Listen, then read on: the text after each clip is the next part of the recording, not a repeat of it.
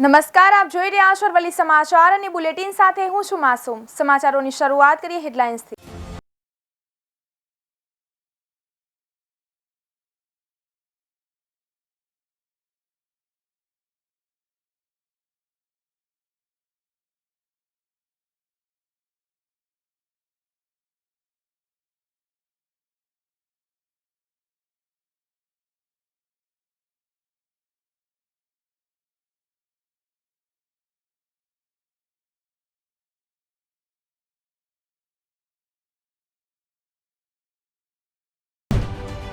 સાબરકાંઠા જિલ્લામાં મોડી રાત્રે વાતાવરણમાં અચાનક પલટો, ભારે પવન સાથે વરસાદી ઝાપટા પડતા ઠંડક પ્રસરી, વીજળીના કડાકા સાથે વરસાદની શરૂઆત। સ્ટેટ જીએસટી ડિપાર્ટમેન્ટની કાર્યવાહી, સાસણમાં રિસોર્ટ હોટલમાંથી 2.14 કરોડની ઉઘરાણી કરાઈ, 11.98 કરોડની કરચોરી પકડી। અમદાવાદ સિવિલમાં 621 ભૂતિયા નામે બિલ બની ગયા અને 1.12 કરોડ ચૂકવાઈ પણ ગયા।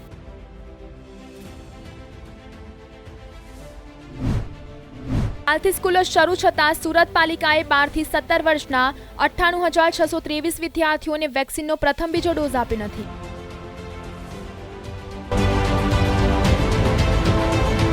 બુલેટિનની શરૂઆતમાં મહત્વના સમાચાર મળી રહ્યા છે સાબરકાંઠાથી। સાબરકાંઠા જિલ્લામાં મોડી રાત્રે વાતાવરણમાં અચાનક પલટો આવ્યો તો ભારે પવન સાથે વરસાદી ઝાપટા પડતા ઠંડક પ્રસરી હતી તો વીજળીના કડાકા સાથે વરસાદની શરૂઆત થઈ તો સમયસર વરસાદની શરૂઆત થતા ખેડૂતોમાં પણ ખુશીનો માહોલ સર્જાયો છે તો મોટા ભાગના વિસ્તારમાં વરસાદી ઝાપટા થયા તો સાબરકાંઠા જિલ્લામાં મોડી રાત્રે વાતાવરણમાં અચાનક પલટો આવ્યો, ભારે પવન સાથે વરસાદી ઝાપટા પડતા ઠંડક પ્રસરી તો વીજળીના કડાકા સાથે વરસાદની શરૂઆત થઈ તો સમયસર વરસાદની શરૂઆત થતા ખેડૂતોમાં પણ ખુશી જોવા મળી તો મોટા ભાગના વિસ્તારમાં વરસાદી ઝાપટા થયા। ગુજરાતનો બહુચર્ચિત પેપર લીક મામલે ગત રોજ પ્રાંતિજ પોલીસ દ્વારા અટકાયત કરાયેલા તુષાર મેરને કોર્ટમાં રજૂ કરી 14 દિવસના રિમાન્ડ માંગવાની તજવીજ હાથ ધરાઈ છે। જો કે કોર્ટ દ્વારા પોલીસને હેડ ક્લાર્ક પેપર કૌભાંડ મામલે 6 દિવસના રિમાન્ડ આપ્યા છે। ગુજરાતના બહુચર્ચિત હેડ ક્લાર્ક પેપર લીક મામલે 6 માસથી પોલીસ તપાસ હજુ યથાવત રહી છે તેમજ ત્યારે ગત રોજ પાલીતાણાના સોનપરી ગામના તુષાર મેરની પ્રાંતિજ પોલીસ દ્વારા અટકાયત કરવામાં આવી હતી જેને સાબરકાંઠા જિલ્લા પોલીસ દ્વારા પ્રાંતિજ કોર્ટમાં રજૂ કરવામાં આવ્યો હતો જેમાં કોર્ટ દ્વારા 16મી તારીખ સુધી રિમાન્ડ આપવામાં આવ્યા છે તેમજ સાથોસાથ સાબરકાંઠાના જિલ્લા પોલીસ દ્વારા હેડ ક્લાર્ક પેપર કૌભાંડમાં હજુ પણ છેવાડાના આરોપી સુધી પહોંચવા માટે 14 દિવસના રિમાન્ડ માંગ્યા હતા। જો કે કોર્ટ દ્વારા 6 દિવસના રિમાન્ડ આપવામાં આવ્યા છે ત્યારે અત્યાર સુધીમાં 54 જેટલા આરોપીઓના નામ જાહેર થઈ ચૂક્યા છે જે પૈકી 36 આરોપીની અટકાયત કરવામાં આવી છે જેમાંથી 27 જેટલા આરોપીઓ જામીન મળી ચૂક્યા છે તેમજ હજુ કેટલાક આરોપીઓ જેલના સળિયા પાછળ છે તેવા સંજોગો ગત રોજ જ તુષાર મેરનો વ્યક્તિનો પોલીસ દ્વારા અટકાયત કરવામાં આવી તેમજ જો કે આગામી સમયમાં સૌરાષ્ટ્ર લોબીમાંથી પણ વધુ નામ ખુલવાની સંભાવના છે ત્યારે આગામી સમયમાં આરોપી તરીકે ઝડપાયેલા તુષાર મેર પાસેથી પણ મોટા નામ ખુલવાની સંભાવના રહેલી છે। ગઈ તારીખ 10/6/2022 કલાક 20:25 વાગે આરોપી તુષાર કિશોરભાઈ મેરને પોલીસે અટક કરી આજરોજ નામદાર કોર્ટમાં રજૂ કરવામાં આવેલો રિમાન્ડ અર્થે રિમાન્ડ અરજીની દલીલો નામદાર કોર્ટે ધ્યાને લઈ આગામી તારીખ 16/6/2022 કલાક 11 વાગ્યા સુધી રિમાન્ડ અર્થે પોલીસ કસ્ટડી સોંપવામાં આવી છે। અત્યાર સુધી કેટલા આરોપીઓની ધરપકડ થઈ ચૂકી છે, કેટલા જેલમાં, કેટલા જામીન પર અને હજુ કેટલા આરોપી બાકી છે? અત્યાર સુધીમાં કુલ 36 આરોપીની ધરપકડ કરવામાં આવેલી છે જેમાંથી 29 આરોપી જામીન ઉપર મુક્ત છે, 6 આરોપીઓ જ્યુડિશિયલ કસ્ટડીમાં છે અને હાલના એક આરોપી પોલીસ કસ્ટડીમાં છે। ટોટલ 36 આરોપીઓની અત્યાર સુધી ધરપકડ કરવામાં આવેલી છે। તુષારની જે ધરપકડથી તુષારનો રોલ શું છે? તુષાર વિદ્યાર્થી છે કે પેપર લાવનાર? તુષારના રોલ અને એ બાબતે હું વિશેષ ચર્ચા આપ સમક્ષ નહીં કરી શકું કારણ કે હજુ તપાસનો વિષય છે। ઇન્વેસ્ટિગેશન એજન્સી હાલ તપાસ કરી રહી છે। વિદ્યાર્થી વર્ગ એવું ધ્યાન ઉપર હજુ સુધી આવેલું નથી રેકોર્ડ ઉપર, એ બાબતે હું વિશેષ ન કહી શકું। અત્યાર સુધીમાં જે હેડ ક્લાર્કની પેપર લીકની તપાસ ચાલી રહી છે તે તપાસમાં કુલ 36 આરોપીઓની ધરપકડ કરવામાં આવેલ છે જેમાંથી 29 આરોપીઓને નામદાર કોર્ટ દ્વારા જામીન મુક્ત કરવામાં આવેલ છે। 6 આરોપીઓ જે મુખ્ય સૂત્રધારો છે તેઓના હજી જ્યુડિશિયલ કસ્ટડીમાં છે તેમજ હાલનો આરોપી તારીખ 16 તારીખના 11 સુધીના રિમાન્ડ ઉપર છે. આ સાહેબ જે ટોટલ જે 30 આરોપીઓની ધરપકડ કરવામાં આવેલી છે. બીજા આરોપીઓ 12 આરોપીઓ જેઓના નામ ખોલેલા છે, જે ચાર્જશીટમાં દર્શાવવામાં આવેલ છે, તેમજ હાલમાં જે આરોપીની ધરપકડ કરવામાં આવી છે તે આરોપીની તપાસ ચાલુ છે. તે તપાસ દરમિયાન આગળની વિગતો કહી શકાય. આરોપીનું નામ શું સાહેબ અને ક્યાંનો છે અને એનો એ વિદ્યાર્થી કોણ છે? આરોપી તુષાર કિશોરભાઈ મેર, જે પાલીતાણા ભાવનગરનું છે, તે પોતે અગાઉના પકડાયેલ આરોપી દાના ડાંગરની સાથે તેનો જૂનો મિત્ર છે. હાલ સુધી એના રોલ વિશે એટલું જ કહી શકાય કે દાના ડાંગરની સાથે કામ કરતો હતો. આઝાદીના અમૃત ઉત્સવમાં સહભાગી બનવા માટે ડુંગરપુરના દંપતીએ ગુજરાતમાં બેટી બચાવો બેટી પઢાઓ જનજાગૃતિ યાત્રા કરી શરૂ. તેમજ વડાપ્રધાન નરેન્દ્રભાઈ મોદીનો દીકરી બચાવો બેટી પઢાઓ સંદેશ સાથે માનનીય મુખ્યમંત્રી ભૂપેન્દ્રભાઈ પટેલ લોકોને લોકો સુધી લઈ જવામાં પહેલ કરી હતી. તેમજ દંપતીએ 4 જૂને સાબરકાંઠા જિલ્લાના ખેડબ્રહ્મા ખાતેથી જનજાગૃતિ યાત્રાનો પ્રારંભ કર્યો હતો અને સાબરકાંઠા, અરવલ્લી, મહીસાગર, દાહોદ થઈને ગોધરા પહોંચ્યા હતા. આઝાદીના અમૃત ઉત્સવમાં ભાગ લેવા રાજસ્થાનનું એક યુગલ અનોખી યાત્રાએ ગુજરાત આવ્યું છે. ડુંગરપુર મ્યુનિસિપલ કાઉન્સિલના બીજેપી કાઉન્સિલર બ્રિજેશ કુમાર સોનપરા અને તેમની પત્ની નીતા સોમપુરા બેટી બચાવો બેટી પઢાઓ માટે ગુજરાતના તમામ 33 જિલ્લાના પ્રવાસે નીકળ્યા છે. દંપતીએ તેની શરૂઆત સાબરકાંઠા જિલ્લામાંથી કરી. માનનીય મુખ્યમંત્રી ભૂપેન્દ્રભાઈ પટેલ 4 જૂનના રોજ ખેડબ્રહ્માની આડેકટા સંસ્થા ખાતે આયોજિત કાર્યક્રમમાં ભગવો ધ્વજ બતાવીને તેમની યાત્રાનો શુભારંભ કરાવ્યો હતો. આ અનોખી પહેલ માટે દંપતીની પ્રશંસા કરતા માનનીય મુખ્યમંત્રી યાત્રાની સફળતા માટે શુભેચ્છાઓ પાઠવી હતી અને માનનીય વડાપ્રધાન નરેન્દ્રભાઈ મોદીની પ્રેરણાથી બેટી બચાવો બેટી પઢાઓ અભિયાનમાં જોડાયેલા દંપતીએ ગુજરાતી યાત્રા પહેલા રાજસ્થાનના તમામ 200 વિધાનસભા મત વિસ્તારોનો પ્રવાસ કર્યો છે. દંપતી ગુજરાત મુલાકાત દરમિયાન સમગ્ર 54 દિવસ સુધી રાજ્યના લગભગ 6000 કિલોમીટર અંતર નક્કી કરશે. આ ઝુંબેશ માટે દંપતીએ સરકાર પાસેથી કોઈ આર્થિક મદદ લીધી નથી. તેઓ લોક ભાગીદારી દ્વારા જ આ અભિયાનને આગળ લઈ જવા માંગે છે. આ પ્રવાસમાં તેમની 9 વર્ષની પુત્રી કિમ અને 5 વર્ષનો પુત્ર અર્શ પણ તેમની સાથે છે. 26મી જુલાઈના રોજ બનાસકાંઠા જિલ્લામાં તેમની યાત્રા પૂર્ણ થશે.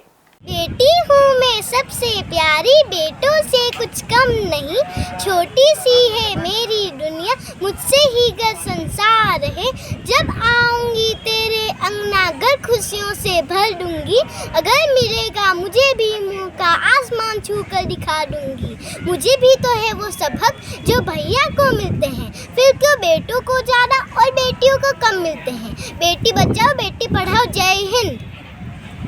क्या नाम है? कीम भारतीय. मैं ब्रिजेश कुमार सोमपुरा डूंगरपुर नगर परिषद से पार्षद हूँ. मैं अपनी पत्नी नीता, बेटी कीम और पुत्र अर्श के साथ पूरे गुजरात के 33 जिलों की यात्रा पर निकले हुए हैं. हम माननीय प्रधानमंत्री श्री नरेंद्र मोदी जी की प्रेरणा से बेटी बचाओ बेटी पढ़ाओ अभियान को आगे बढ़ाने के लिए पूरे राजस्थान के सभी 200 विधानसभा क्षेत्रों की यात्रा कर चुके हैं और अब गुजरात के सभी 33 जिलों की यात्रा पर निकले हुए हैं. हमारा उद्देश्य है कि बेटी बचाओ बेटी पढ़ाओ अभियान के प्रति ज़्यादा से ज़्यादा जागरूकता आए और लोगों की जन भागीदारी इस अभियान के प्रति बढ़े. उसी उद्देश्य के साथ हम गुजरात आए हुए हैं. हमने ये अभियान साबरकांठा ज़िले से शुरू किया था और उसके बाद अरावली, महिसागर, दाहोद होते हुए यहाँ आज गोधरा पहुँचे हैं. રાજકોટ જિલ્લામાં મેઘરાજા મહેરબાન થયા હતા, જ્યાં લોધિકાના નગર પીપળિયા ગામે ધોધમાર વરસાદ પડતા ખેતરોમાં પાણી ફરી વળ્યા હતા. વાવણી લાયક વરસાદ થતાં ખેડૂતોમાં હર્ષની લાગણી છવાઈ હતી. તો રાજકોટ શહેરમાં અસહ્ય બફારાથી લોકો અકળાયા હતા. જોકે બપોર બાદ વાતાવરણમાં અચાનક પલટો આવ્યો હતો અને આકાશમાં કાળા ડિબાંગ વાદળો ઘેરાયા હતા. સાંજના 5 વાગ્યા બાદ ભારે પવન અને વીજળીના કડાકા ભડાકા સાથે વરસાદ વરસ્યો હતો. તો ધોધમાર વરસાદથી શહેરના રાજમાર્ગો પર પાણી ફરી વળ્યું હતું. તેમજ બીજી તરફ ગ્રામ્ય વિસ્તારમાં જસદન પંથકમાં મેઘરાજાએ પધરામણી કરી હતી. જસદનના શિવરાજપુર ગામમાં પણ વરસાદી ઝાપટું વરસી ગયું હતું. 18મીએ પીએમની સભા માટે લેપ્રેસી મેદાન પર વોટરપ્રૂફ જર્મન ડોમ બનાવવા જુદી જુદી એજન્સીને કામ સોંપાયું છે, જેમાં યુપી, રાજસ્થાન, હૈદરાબાદ, રાંચી, દિલ્હીથી મજૂરોને બોલાવવામાં આવ્યા છે. છેલ્લા 3 દિવસમાં 1.20 લાખ લીટર પાણી છાંટવામાં આવ્યું. આખા દિવસમાં 4 ટેન્કર ભરીને પાણીનો છંટકાવ કરાય છે. એક ટેન્કરમાં 10,000 લીટર પાણી હોય છે. ડોમ પર SRF મટીરીયલ્સ પાથરવામાં આવે છે, જે ફાયર અને રેન રેઝિસ્ટ હોય છે. તેમજ તે તમામ 7 ડોમ પર લાગશે. ડોમ ઊભા કરવા માટે 19 ક્રેનની મદદ લેવામાં આવી છે. 2 ડોમ વચ્ચે વરસાદી કાંસ બનાવાશે, જે 500 મીટર લાંબી હશે. પાણીના નિકાલ માટે પાઇપ નાખવામાં આવશે. જો વરસાદ પડે તો પાણી કાંસ મારફતે બહાર નીકળી જશે. સુરતના વેડ રોડ ખાતે આવેલા સ્વામિનારાયણ ગુરુકુળમાં ત્રિવિધ પર્વની ઉજવણી કરવામાં આવી હતી. ભગવાન સ્વામિનારાયણના 192માં અંત ધ્યાન દિવસે ભીમ એકાદશી તથા ગંગા દશેરાના પવિત્ર પર્વ પર સત્સંગ સમારોહ યોજાયો હતો, જેમાં ગુરુકુલના મહંત ધર્મવલ્લભદાસજી સ્વામીના સાનિધ્યમાં ભગવાન સ્વામિનારાયણને જળનો અભિષેક કરવામાં આવ્યો હતો. ગંગાજળ તથા કેસર મિશ્રિત તાપી જળથી સંતો તથા હરિભક્તો દ્વારા અભિષેક કરાવાયો હતો.